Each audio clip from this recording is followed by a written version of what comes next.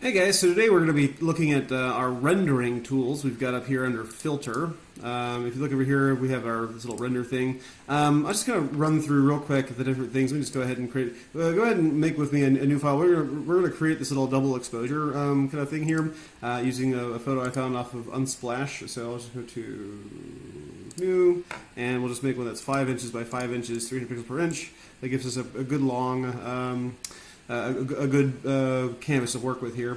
So if I were just first off, for some of these we need to create a new layer. Obviously, I'll just do this with black here. I'm just gonna find black, and I'll just start off by putting a little, shall we say, path here with my pen.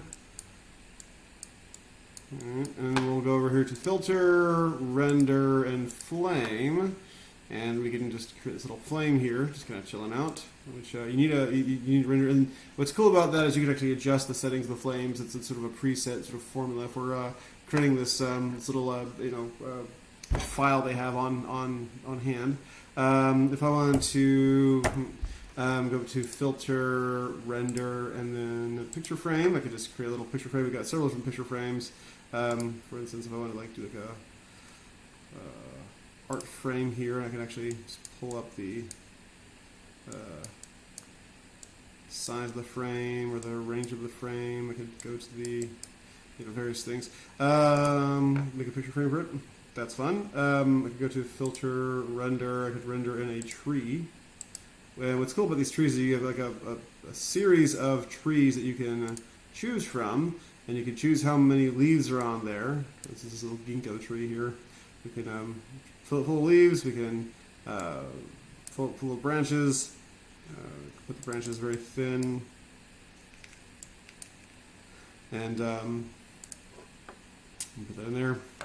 Then what we can do is we can go to Filter, Render, and then this right here, the clouds, basically just puts a little overlay. This works best if, for instance, you were to make a new layer and go to Filter, Render, Clouds, and then just change that from normal to, say, overlay. And then it kind of affects everything below it, which we'll use that later on. Same thing goes with if I wanted to filter, if I wanted to render in some fibers or some difference clouds. Difference clouds are the same thing as clouds. Same thing goes if I want to. Oh, and then a good thing to know is the lens flare, which is a fun little effect you can put on there. You can put different lens flares in there. Take this away here. You can see that the sun's shining through. That's a lot of fun.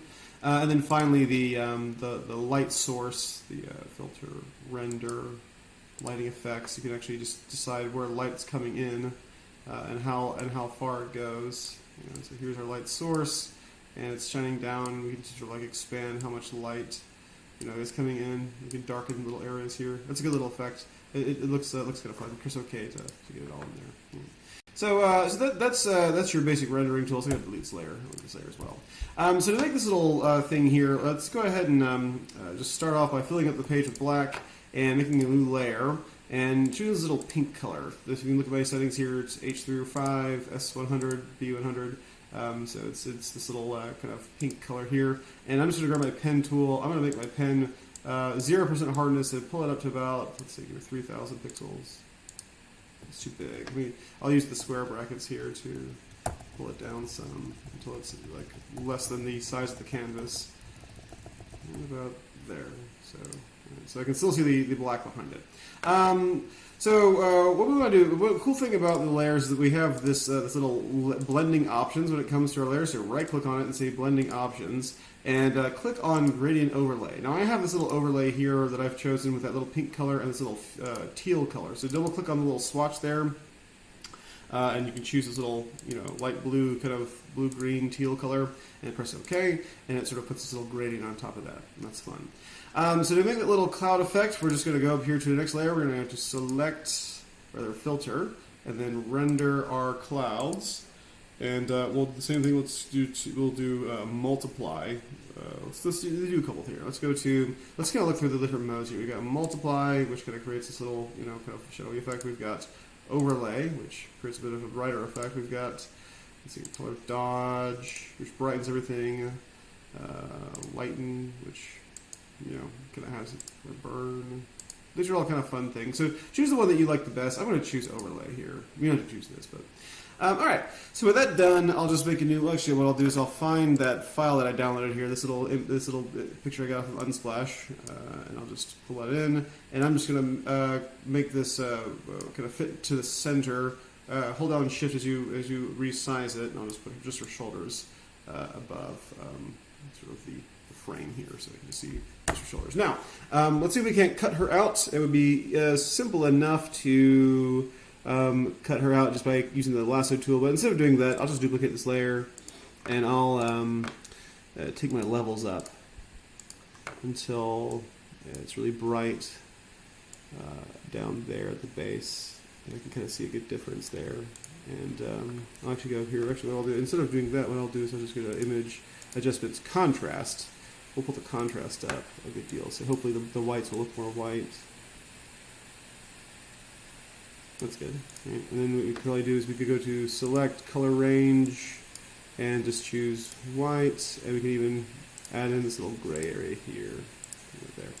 And even when we get some extra stuff in between, that's okay. And so I'll just get rid of this. Just get rid of this layer here, and look at that selection. That selection's still there. And with that being done, I'll just press the little eraser tool, just rasterize this layer real quick. And just using my marquee tool, I'm pressing M on the keyboard. I'll right-click on it, and I'll say Layer via Copy. Before I do that, though, yeah, Layer via Copy.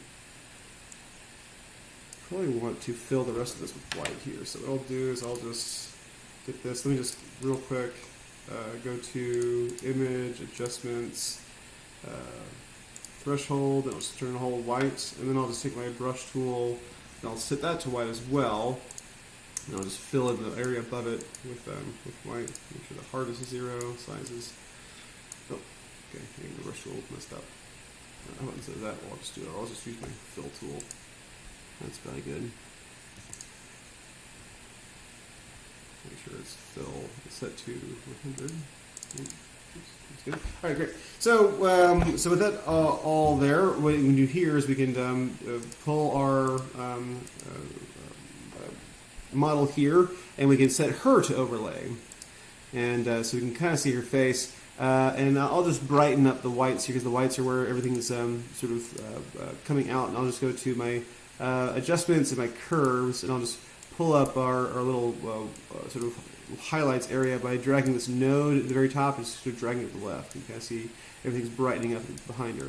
And then what I'll do is I'll take my eraser tool, and I'll just erase most of the information besides just her face. So I don't want to see any of like the shadows down here. I don't want to see any of this. This. And the same thing here. Get rid of all this. So I think there was just some noise left over on the selection, and I'll just get rid of this as well.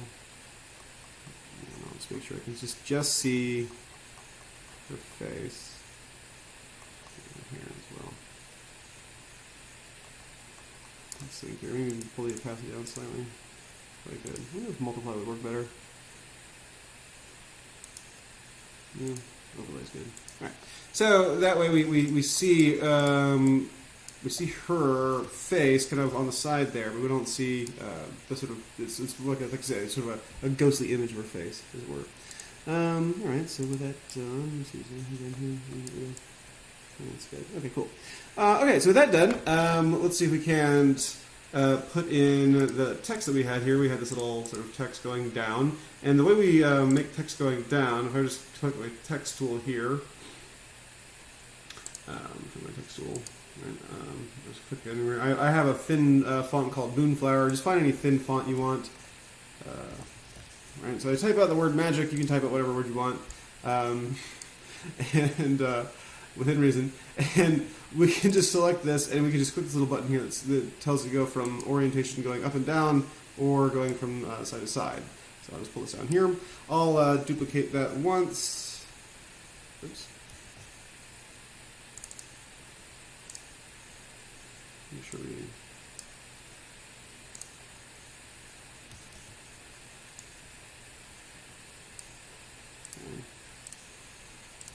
we duplicate this right here. Duplicate layer, and the layer below it, we'll turn this opacity down to about like say 20%. The layer below it, we'll turn our blending options on, and we'll put a outer glow to it. And you click on outer glow, you can see that it'll start to sort of have this little glow behind it. We can actually pull the size of the spread of it. If I want to pull the size down just to see kind of what's happening here, it's glowing. I pull it up, the glow gets bigger. Spread means it's going to be a little more opaque towards the center, and just you choose what you like, what you think is good, and then we'll just make this whole layer overlay as well, kind of giving that this effect here. I'll pull the opacity up just a little bit higher, so you can kind of see it better. So that we kind of see the colors below it. So that's a good little thing here. You can kind of see I had more of a diffused glow here. Now, as far as a little winding line here, with your brush tool selected, we want to find our brushes menu, our brushes layer here. So in this case, brush settings. In this case, I want to make sure it's a hard brush, so hardness is 100%. And we'll pull it down some to, like, say, 5 or so. And what I have selected under brush settings, I'm going to give you a window and find brush settings. I have scattering selected. So that way, when I start to kind of pull around with my brush, let's make a new layer here, it'll start to color it in with these little speckles, these little scattered speckles here. So to make this little sinuous curve that I put up there, I used my pen tool, not the curvature pen, just the pen tool. In this case, the path. And we're going to make a path with it. And I'm going to start below the canvas and just sort of like wind my way down by just clicking and dragging, and then going over to the side, clicking and dragging, click and drag, and then sort of ending up here, maybe in a little flourish up here.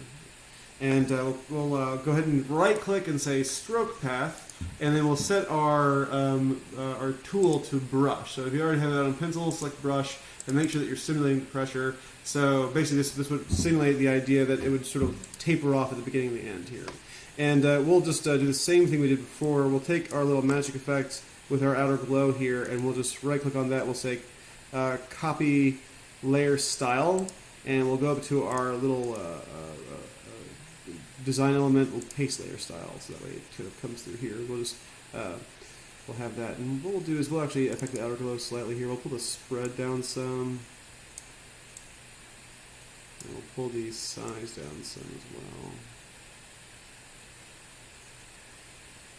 And what we'll do is we'll actually, okay, I want to say I chose, instead of doing overlay for this, I want to say I just chose normal. If they don't, maybe I choose multiply. There we go, that's good. And then what I did was I just kind of went through and I just erased the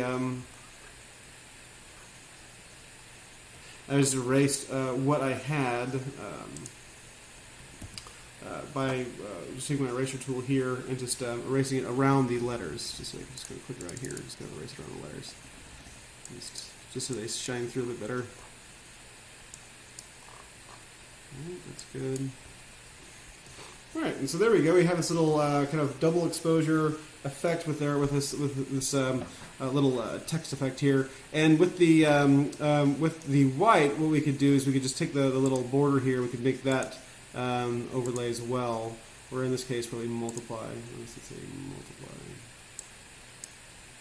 We can kind of see. I think just normal is fine. We just reduce the opacity slightly. Alright, so, that's good.